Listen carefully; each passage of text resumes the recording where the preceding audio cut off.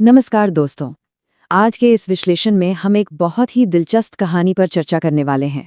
पहली नज़र में देखने पर यह एक बहुत ही साधारण सी घटना लग सकती है, लेकिन यकीन मानिए असल में ये भारी पर्यावरणीय दबाव यानी एक्सट्रीम एनवायरमेंटल प्रेशर और संसाधनों की कमी का एक बहुत ही शानदार और चौंकाने वाला अध्ययन है।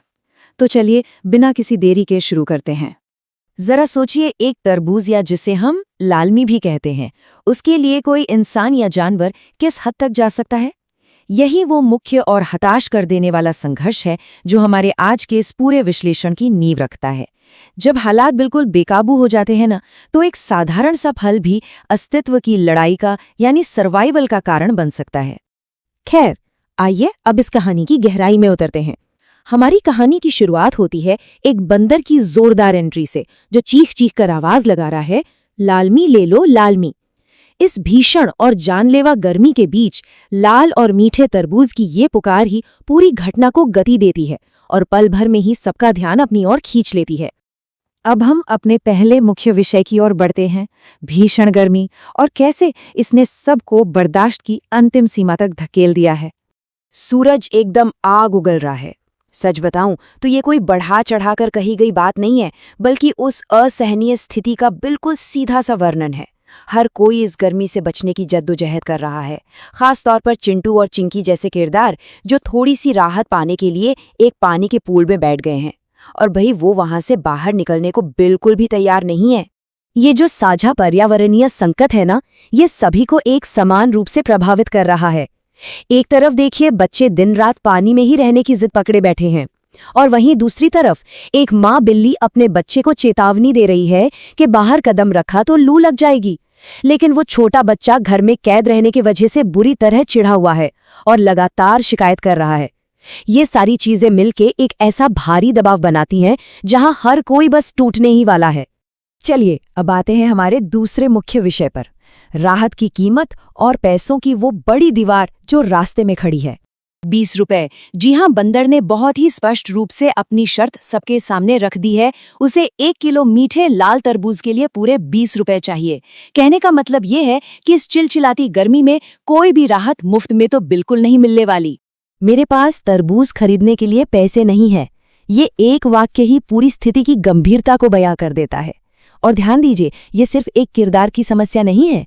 बिल्ली का परिवार हो या पानी में बैठे वो बच्चे, दोनों ही गुटों के पास बंदर को देने के लिए एक फूटी कौड़ी नहीं है। डिमांड बहुत ज्यादा है, लेकिन उनकी परचेजिंग पावर यानी क्रय शक्ति पूरी तरह से जीरो है।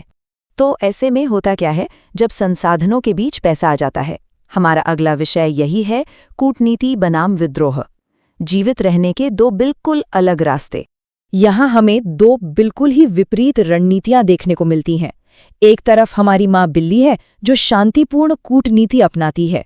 वो अपने भूखे बच्चे के लिए तरबूज के एक छोटे से टुकड़े की भीख मांगती है, जो उसकी नैतिकता को दर्शाता है। लेकिन दूसरी तरफ चिंटू और चिंकी सीधे विद्रोह का रास्ता चुनते हैं। वो बंदर की दुकान को लूटने के लिए लाठियां लाने का फैसला करते हैं। ये उनकी सोची समझी आक्रामकता है। बच्चों की इस कैलकुलेटेड डकैती के कदम बिल्कुल साफ हैं। पहला स्टेप, एक मजबूत सी लाठी लाओ। दूसरा स्टेप, बंदर को डराओ और धमकाओ। और तीसरा स्टेप, पूरी की पूरी दुकान लूट लो। ये एक बहुत ही सीधा लेकिन काफी खतरनाक प्लान है, जिसे बिना किसी हिचकिचाहट के संसाधनों पर कब्जा करने के लिए बनाया गया है। अब बात करते हैं इसके नतीजे की, व्यवस्था का पतन, और क्या होता है जब कूटनीति पूरी तरह से विफल हो जाती है। यहाँ आकर बंदर की सहानुभूति पूरी तरह से गायब हो चुकी है। उसका कहना है, तुम्हारा बाबू भूखा है तो मैं क्या करूं, पैसा लाओ। ये जो संवेदनहीन और कठोर जवाब है ना, असल में यही वो चिंगारी है जो अंततः पूरी व्यवस्था में आग लगा देती है और उस शांतिपूर्ण कूटनीति को हमेशा के लिए खत्म कर देती है। और इसके परिणाम स्वरूप होता क्या है? एक छोटा सा बिल्ली का बच्चा पूरी तरह से उग्र हो जाता है। माँ जब खाली हाथ लौटती है तो बच्चा बिना तरबूज के रहने से साफ इनकार कर देता है। माँ उसे चेतावनी देती है कि बाहर बड़े और खतरनाक कुत्ते घूम रहे हैं, लेकिन वो बच्चा उस खतरे को पूरी तरह से नजरअंदाज कर देता है और फल पर अपना दावा करने के लिए सीधे बाहर निकल पड़ता है। मतलब वो इस भयानक गर्मी को सहने के बजाय कुत्तों के हमले का जोखिम उठाना ज्यादा बेहतर समझता है। और अब हम पहुंचते हैं इस कहानी के सबसे अहम हिस्से पर। एक अराजक क्लाइमैक्स जहां ये सभी गुट आपस में टकराते हैं।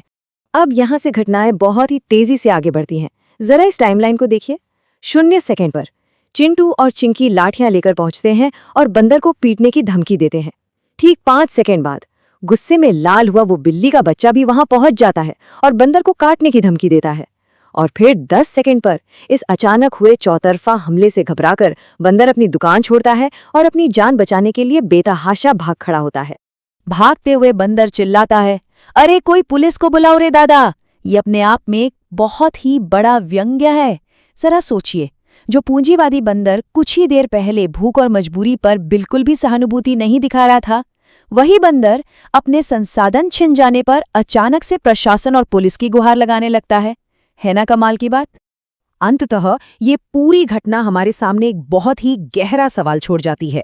जब संसाधन सीमित हों और तापमान चरम पर पहुंच जाए तो व्यवस्था और पूर्ण अराजकता के बीच की रेखा कितनी पतली रह जाती है। ये कहानी भले ही मजेदार तरीके से बताई गई हो, लेकिन ये साफ दिखाती है कि पर्यावरणीय तनाव के सामने हमारे सामाजिक नियम कितने नाजुक हो सकते हैं। इस दिलचस्प विश्लेषण में हमारे साथ जुड़ने के लिए बहुत बहुत धन्यवाद।